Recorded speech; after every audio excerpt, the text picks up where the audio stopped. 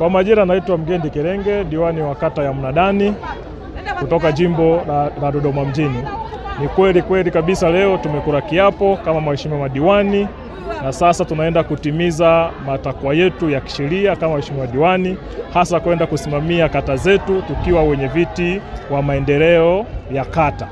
Kwa hakika ndani ya kata yangu mimi nimejipanga vizuri sana. Na wakati nilikuwa napita kuomba kura kuna mambo mengi sana niliwaahidi.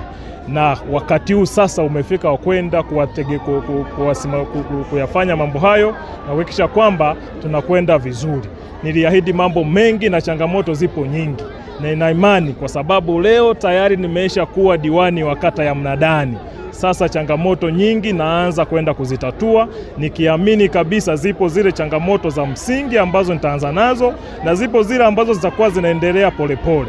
Angalau nahitaji kuona yale maono ya Daktari Samia Suluhu Hassan ya kuwaletea maendeleo wa Tanzania, hasa wa kata ya Mnadani yanaenda kutimia. Na mimi ndio kinara wao ndani ya kata ya Mnadani. Kwa hiyo nitahakikisha kwamba maono ya serikali yetu na chama chetu chini ya mwenyekiti wake Daktari Samia Suluhu Hassan tunaenda kuyatimiza, na moja ya mambo ambayo ninategemea kwenda kuhakikisha tunayasimamia vizuri ni kumaliza au kutatua changamoto ya migogoro ya ardhi. Kata ya Mnadani imekuwa na changamoto hiyo ya migogoro ya ardhi hasa kwenye mtaa wa Mbwanga, mtaa wa Ndachi na Maturi. Kwa hiyo nina imani sasa nikiwa kama mwenyekiti wa UDC nitakwenda kusimamia na kushughulika mambo hayo ili yaone kwamba wananchi wangu wanaishi vizuri, kwa sababu wamechoka kuishi bila kupata au kumaliza changamoto ya migogoro ya ardhi. Lakini mbali na hapo tunazo changamoto za maji ambazo nina imani kwenye mitaa ya Maturi bado tunayo changamoto kubwa sana ya maji, mtaa wa Mdachi bado kuna changamoto kubwa ya maji, angalau kidogo na mtaa wa Mbwanga.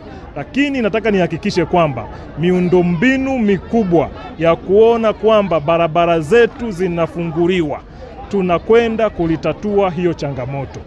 Kata ya Mnadani tunayo changamoto ya ufunguzi wa barabara na sehemu nyingi sana hazijafunguliwa. Kwa hiyo moja ya changamoto ambayo ninaifikiria na kuhakikisha kwamba inatatuliwa kwa wakati ni hiyo changamoto ya nini? Ya barabara na miundombinu. Lakini pia ninao mpango wa kuanzisha mambo mbalimbali kama soko, stendi, sehemu ambazo zinahakikisha kwamba ili kata yangu iweze kwenda kufanya vizuri. Lakini mwisho kabisa ili haya mambo yote yaweze kutekeleza vizuri, lazima wale viongozi wenzangu ambao ninao kwenye kata, ambao ninashirikiana nao, tuwe kitu kimoja kuhakikisha kwamba mambo hayo yanatimia. Kwa hiyo mimi ni wajibu wangu pia wa kwenda kuleta umoja, mshikamano na utulivu ndani ya kata ya Mnadani. Kwa hiyo wataalamu ambao wako ndani ya kata ya Mnadani nitashirikiana nao vizuri.